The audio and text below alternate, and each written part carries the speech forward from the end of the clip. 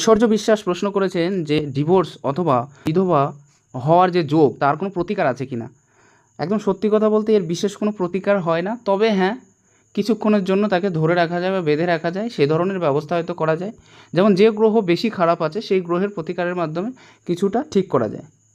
পরে আরেকটা প্রশ্ন আছে, শ্রেয়ানী সরকার, আপনি বিবাহ নিয়ে প্রশ্ন তুলেছেন। তো এক্ষেত্রে আমি বলবো, আমরা জানি বিবাহের রেখাটা এখান থেকে থাকে, এখান থেকে এই পর্যন্ত আমরা জানি যে ছেলেদের ক্ষেত্রে 50 ইয়ার্স আর মেয়েদের ক্ষেত্রে 40 ইয়ার্স আমরা ধরে থাকি। তবে ক্ষেত্র বিশেষে যাদের একটু পার্থক্য থেকে থাকে তাদের আমরা এখান থেকে ধরে থাকি। কারোর যদি 50-এর পরে গিয়ে বিয়ে হয় আর কোনো স্ত্রীর যদি 40-এর পরে গিয়ে বিয়ে হয়, সেক্ষেত্রেও কিন্তু এটা আমরা দেখতে পাই। এক্ষেত্রে বলতে গেলে বিবাহ রেখা যদি খুব ভালো থাকে, স্মুথ থাকে, কাটাকুটি না থাকে, তাদের বিবাহিত লাইফ ভালো হয়।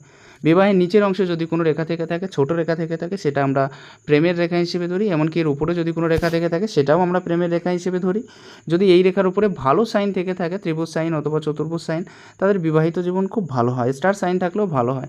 তবে যদি ক্রস সাইন থেকে যায়, সেই বয়সে ডিভোর্স হওয়ার চান্স এদের অনেকটা বেশি থেকে থাকে।